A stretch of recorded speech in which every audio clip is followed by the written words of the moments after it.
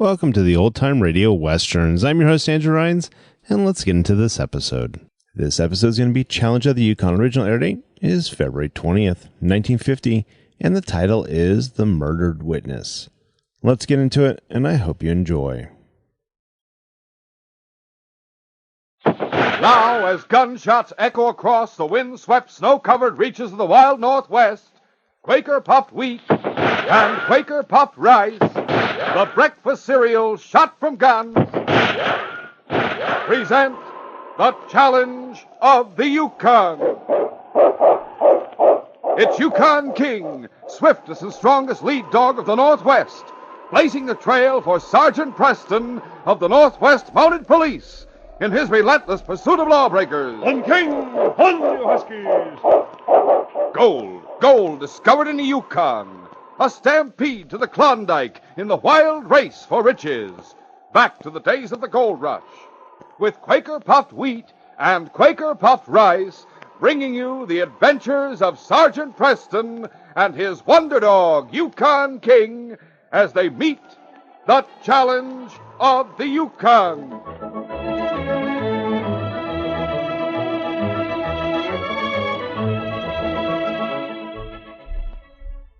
It's like taking a magic carpet to the Yukon. Right before your eyes, models of the Klondike Mountain, Himati Headquarters Building in Dawson, Sergeant Preston's cabin, White Horse Jail, dog sleds, and huskies. Yes, 59 exciting cutout models are yours to build Sergeant Preston's famous Yukon Trail. In a few minutes, hear details of this thrilling offer made by Quaker Puffed Wheat and Quaker Puffed Rice. Shot from guns.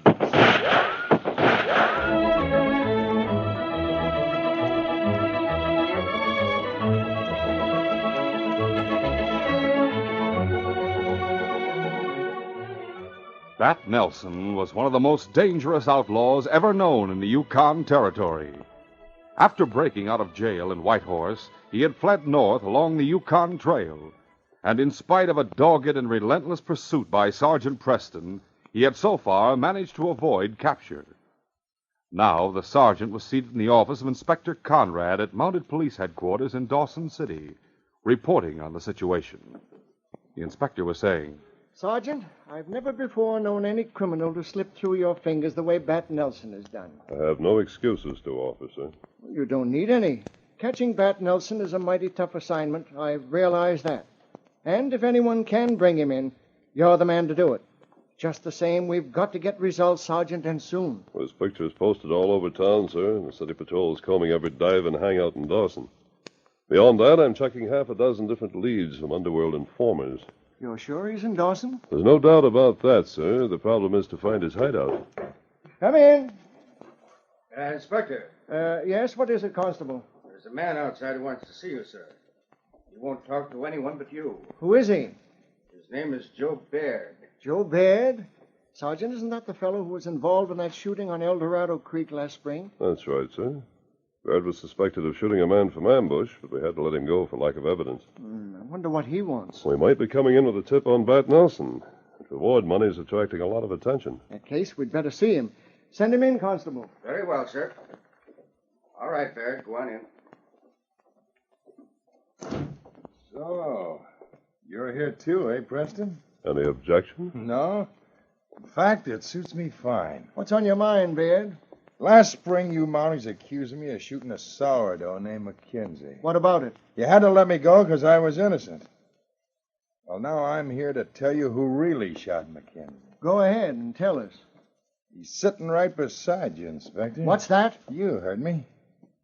The guy who killed McKenzie is none other than the famous Sergeant Preston. Are you out of your head? Not by a long shot. What's your game, Baird? The game is that I'm accusing you of murder.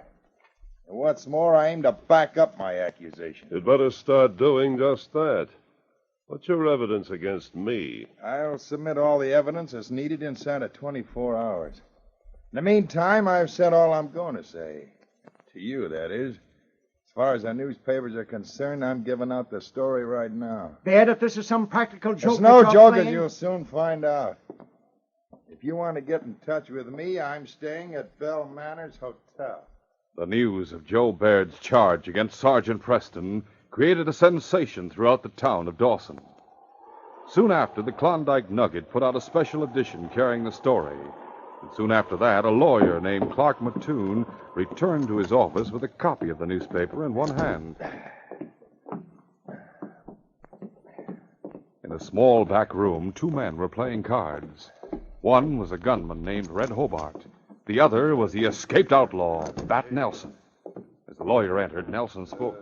What's up, Mattoon? Benny, the town's been in an uproar ever since the Nugget came out with the Joe Baird story. Here, take a look for yourself.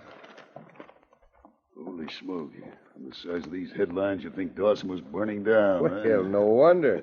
Preston's the most famous Mountie on the force. It's the biggest news since the Bonanza strike.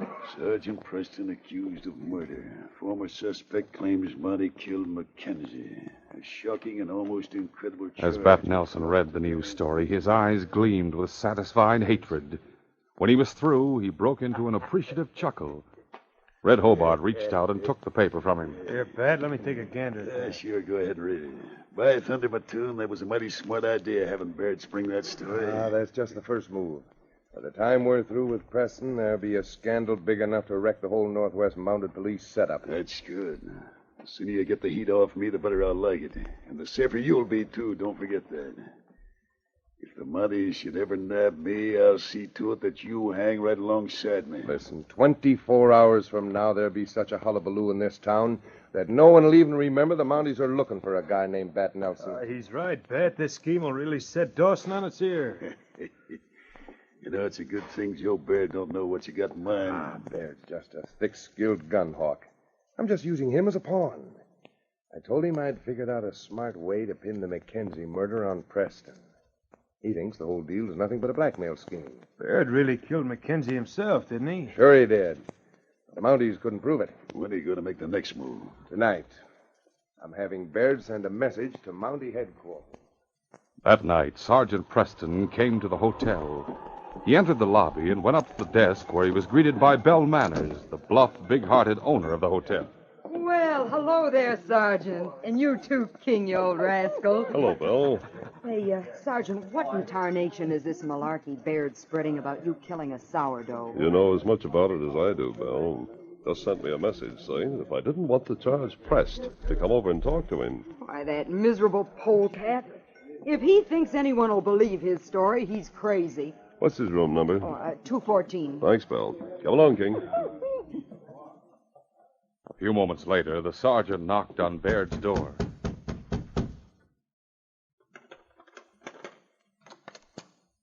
Well, if it isn't Sergeant Preston. Come on in. All right, Baird, I'm here. Start talking. Preston, I got you right where I want you.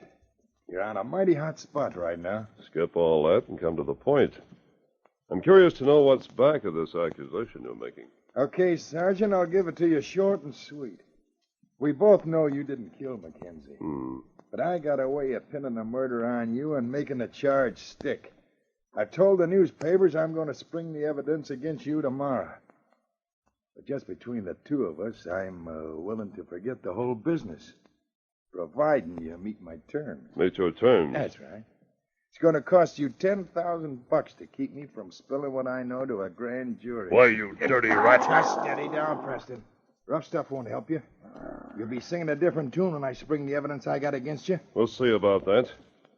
In the meantime, let me remind you, blackmail is a serious crime. You can't prove a thing without witnesses. Just the same, you'd better watch your step. Come on, King. As Sergeant Preston strode off down the hall, he didn't know that someone was listening behind a closed door. As soon as his steps faded out down the stairway, the lawyer, Clark Mattoon, emerged from his own room and hurried down the hall to 214.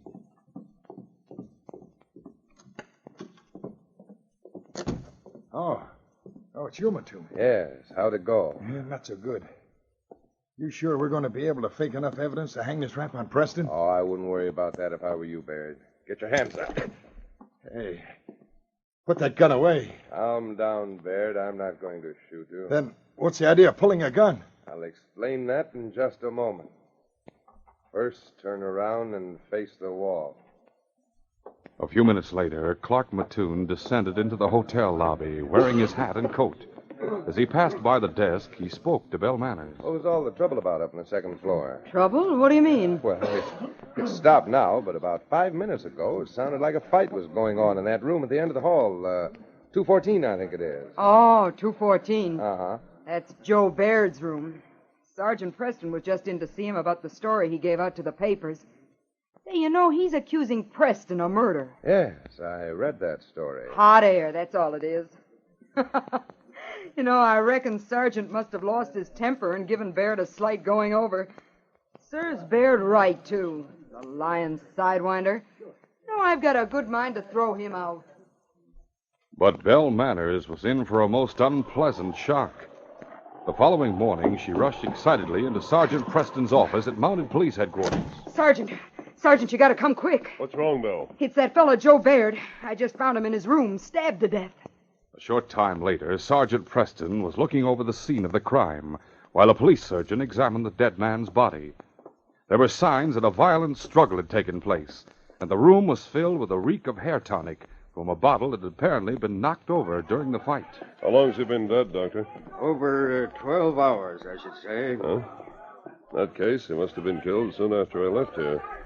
You know, it seems odd that he was stabbed in the back. What's odd about it? If he fought with the murderer, you'd expect him to be stabbed in front, or on one side. That's true.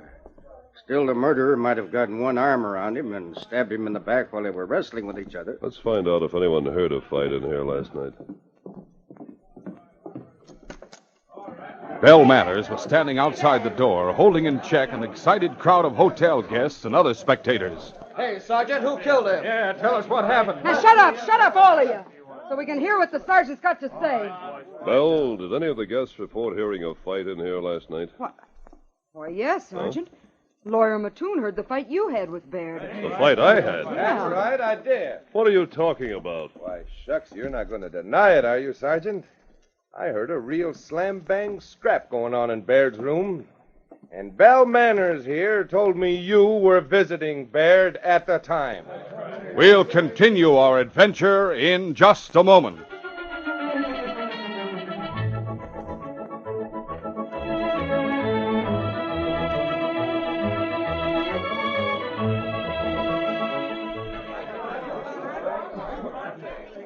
Everybody's talking about him. And no wonder. There's never been anything like the new cutout models to build Sergeant Preston's famous Yukon Trail. They're offered only by delicious Quaker puffed rice and Quaker puffed wheat, the famous cereal shot from gun. These are models of the Yukon buildings and things you're hearing about in the stories on this program. You can follow Sergeant Preston and King in their relentless pursuit of the cunning, dangerous Bat Nelson from Whitehorse to Dawson City. You get a model of Belle Manners Hotel that you've just been hearing about in today's story. You get the Mountie headquarters in Dawson where Sergeant Preston met with Inspector Conrad today. It's true. There's never been any models just like these. There's a riverboat with a stern wheel that actually turns. Dog sleds and dog teams can be hitched up and moved around. There's even scenery and interiors. The interior of Belle Manners Hotel, of a supply cache that's built on stilts. What's more, these Yukon Trail models are bigger, easier to put together. And they don't cost a single extra penny. They come on 8 special new packages of Quaker puffed wheat and Quaker puffed rice. The king-size cereal shot from gun. Actually exploded up to 8 times normal size to make them bigger and better tasting. And full of tender crispness and delicious nut-like flavor. So hurry and get delicious Quaker puffed rice and Quaker puffed wheat. Yes, today or tomorrow, you can start to build your Yukon Trail. Every package is clearly numbered on the front. There are 8 different packages in all. And the Mountie headquarters and Belle Manners Hotel are on package number 7. Don't wait. Get your number 7 package of swell-tasting, nourishing Quaker puffed wheat or Quaker puffed rice immediately. There's nothing to send in, no money, box tops, or coupons. Your grocer now has these Yukon Trail cutout models that come only on Quaker puffed wheat and Quaker puffed rice. Be sure you also get packages number 1 through 6, so you can build the complete Yukon Trail from Whitehorse to Dawson City.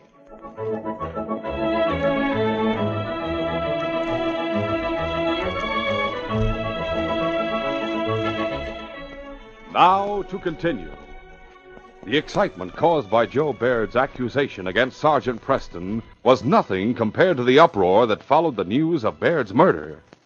In spite of the fact that Sergeant Preston was one of the most respected and best-liked men in the Yukon Territory, the circumstances surrounding Baird's murder were so incriminating that many of the townsfolk of Dawson were convinced of the sergeant's guilt. Well, I don't like to say it, but it sure looks to me like Preston killed that feller Baird. Yeah, it does for a fact. Now, wait a minute. You listen to me, you scandal-mongering bunch of old women. Sergeant Preston's no more of a murderer than I am. Figure it out for yourself, Belle. The police surgeon says Baird was killed around 8 or 9 o'clock last night, which is just when Preston came to visit him. Oh. What's more, Clark Mattoon heard him having a big set, too. And don't forget, Preston had a mighty good motive for killing him. You bet he did. Baird claimed he was going to produce evidence proving that Preston murdered that sourdough out on El Dorado Creek last spring. Yeah.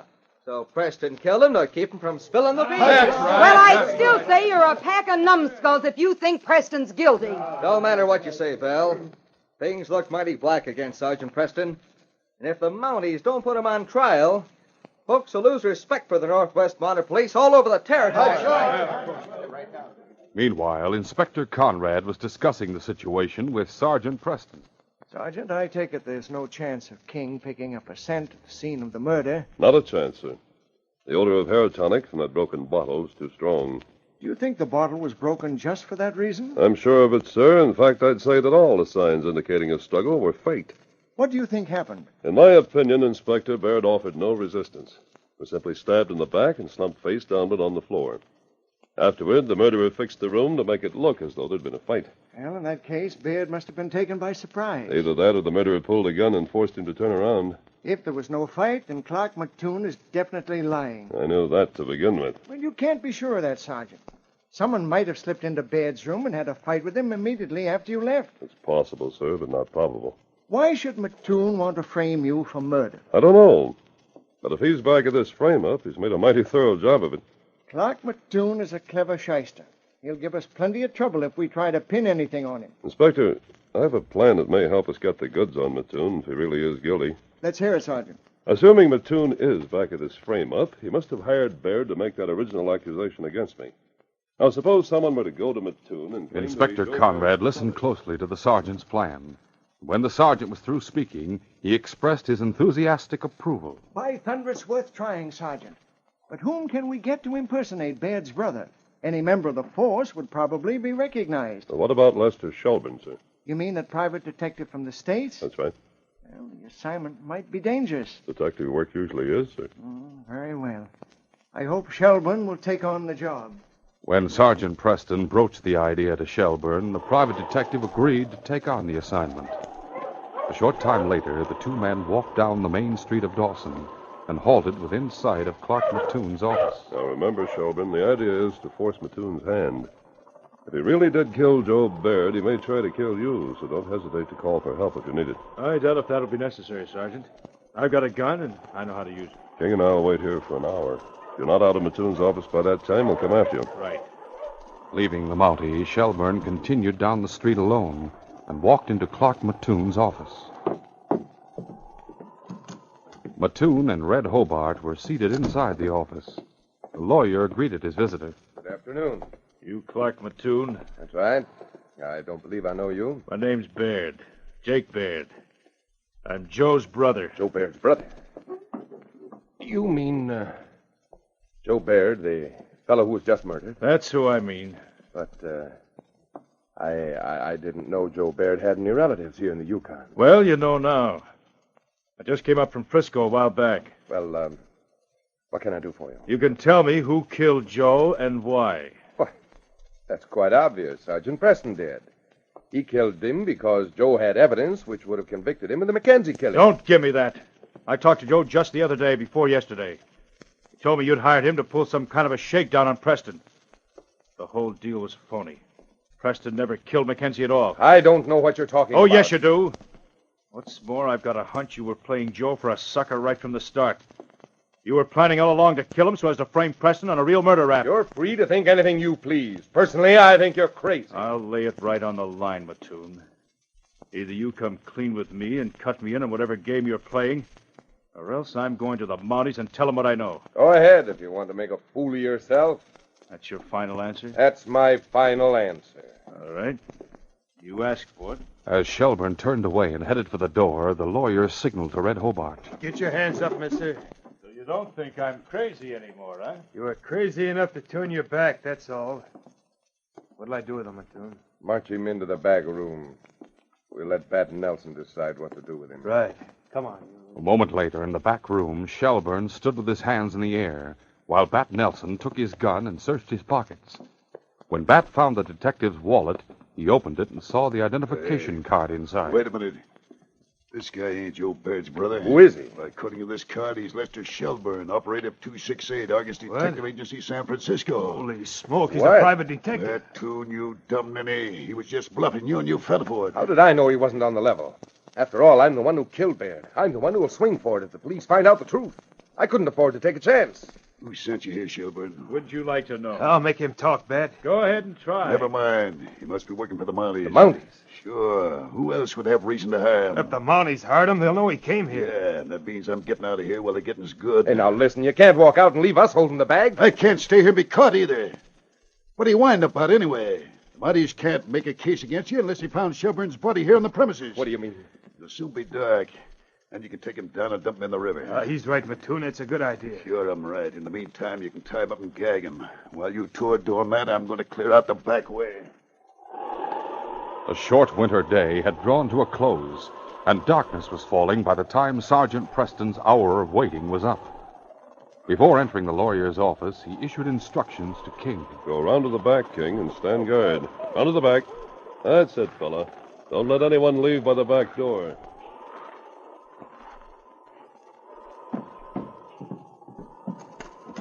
Clark Mattoon was alone in the front office. Well, hello there, Sergeant. What can I do for you? You can tell me what happened to Jake Baird. Jake Baird? Well, I never heard of him. Who is he? Never mind the lies, Mattoon. I've been watching your office for the last hour. Jake Baird came in here and never came out again. I assure you, Sergeant, I don't know what you're talking about. All right, Mattoon, if that's the way you want to play it, get your hands up. Now, see here, Preston, what's the meaning of this? I want to make sure you're not carrying a gun before I search that back room. Walking over to the lawyer, Sergeant Preston searched him. Oh, shoulder holster, eh? And I'll just relieve you of this gun for the time being. Now, let's see what's in that back room. As Preston opened the door, he saw a man lying bound and gagged on a cot. Shelburne. The sergeant rushed forward to the room. Suddenly, a voice spoke behind him. Drop that gun, Preston. Red Hobart had been standing behind the door. I said drop that gun. All right. Get your hands up in the air. Looks like we'll have two bodies to dump in the river instead of just one, huh, Red? Sure does. Maybe we ought to kill this Mountie right now, huh? No, we better wait. A shot would make too much noise. And unfortunately, I left my knife in Joe Baird's back. 10 minutes later, Sergeant Preston had been gagged and tied securely to a chair. Guess they won't get away. Come on, we'll go get a couple of sleds and haul them down to the river. Right. Before leaving, the two crooks blew out the lamp, leaving the room plunged in darkness. The sergeant waited until he heard them go out the front door. Then, inch by inch, he began working his chair across the floor. Slowly but surely, the sergeant maneuvered himself toward the back door. Before the lamp was extinguished, he had noticed the door was secured by a wooden bar. When he finally got close enough, he bent forward and pushed the bar up with his head. Then he waited tensely. Sure enough, King had heard his movements and approached to investigate. The great dog scented his master on the other side of the door. Instinctively, he pushed his way inward. As the door opened, the sergeant backed his chair away, and King entered. The moonlight streaming in through the open doorway showed King his master's predicament. The great dog didn't need to be told what to do. He began gnawing at the ropes that held the sergeant's arms. It was slow work, but finally the last strand parted and the sergeant's arms were free. He ripped off his gag. Good work, King, old boy. Hastily, the sergeant began untying the ropes around his legs. The knot was still resisting his fingers when he heard dog teams approaching. A moment later, Mattoon and Hobart drove their sleds up to the rear of the building. Hey, look, the door's open. Holy smoke. Red got to the door first. As he rushed in with his gun drawn, King charged. Hey, look out, it's a dog. Red's gun fell to the floor as King's jaws closed on his arm. The great dog's savage attack drove Red backward, blocking the doorway and keeping Mattoon from entering. Away, you fool! In the resulting shuffle, Red's gun was kicked across the floor. At that moment, Preston broke clear. He dived for Red's gun, groping for it in the moonlit gloom. Mattoon saw the movement and whipped out his own revolver. Oh, no, you don't, Preston. Before Mattoon could fire, King sprang at him, knocking him off balance. The shot went wild, but now Red was free to act. He rushed forward and aimed a vicious kick at the Mountie's head. I'll fix you, Marty. But Preston grabbed his ankle and jerked him to the floor.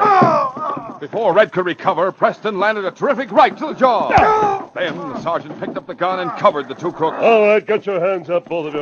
Don't shoot. Pull off this dog. All right, King, he's had enough, fella. Get to your feet, both of you. You're under arrest in the name of the Queen. A short time later, when the crooks had been handcuffed and Shelburne had been untied, Sergeant Preston learned how the detective had been taken prisoner and how Bat Nelson had fled from the hideout earlier that evening. So it was Bat Nelson who hired you to frame me, eh, Mattoon? I'm not talking. You don't have to, my friend. You've already said and done enough to send yourself to the gallows. Shelburne here can testify that you admitted killing Baird.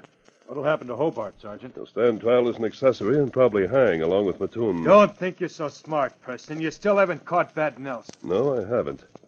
But I've routed him out of his hideout here in Dawson, and he won't stay free much longer. In the meantime, you and Mattoon have committed your last crime. Your case is closed.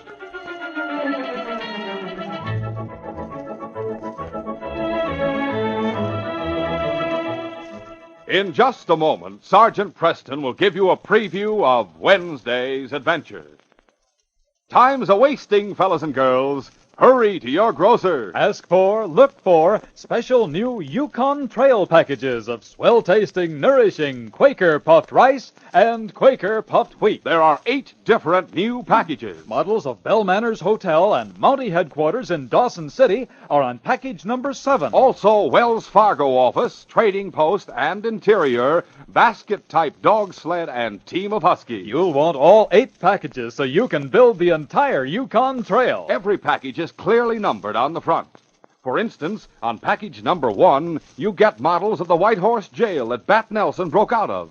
On number 8, Yukon Queen Riverboat with a paddle that turns.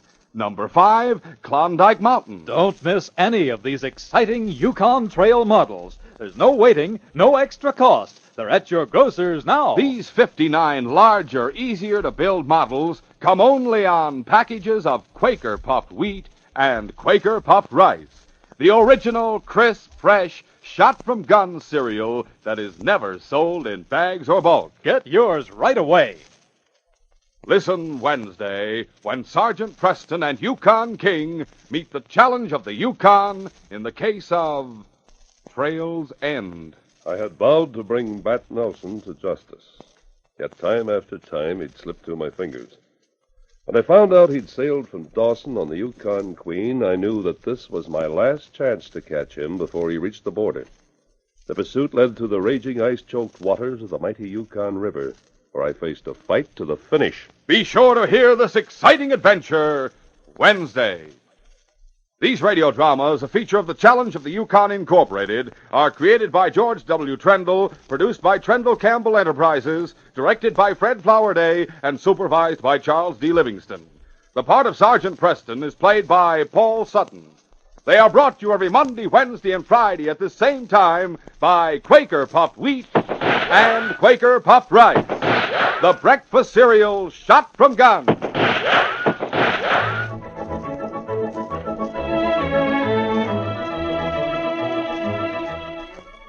Your best bet for hot breakfast is Quaker Oats.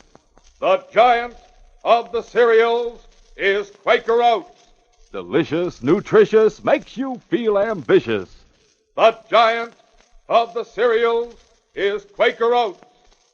Yes, if you want to be a star in sports and school activities, make your hot cereal Quaker Oats. 'Cause Quaker Oats helps grow the stars of the future. You get more growth, more endurance from oatmeal than from any other whole grain cereal. Remember, Quaker and Mother's Oats are the same.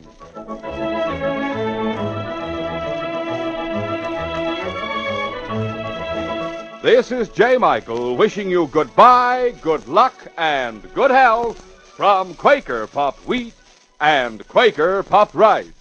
So long. This is ABC, the American Broadcasting Company.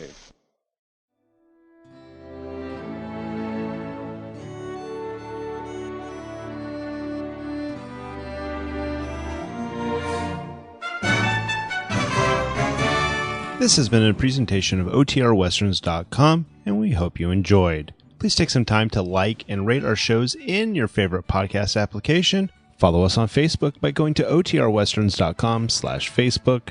Join in the conversation by going to OTRWesterns.com/Discord. And don't forget to send us an email, podcast@OTRWesterns.com.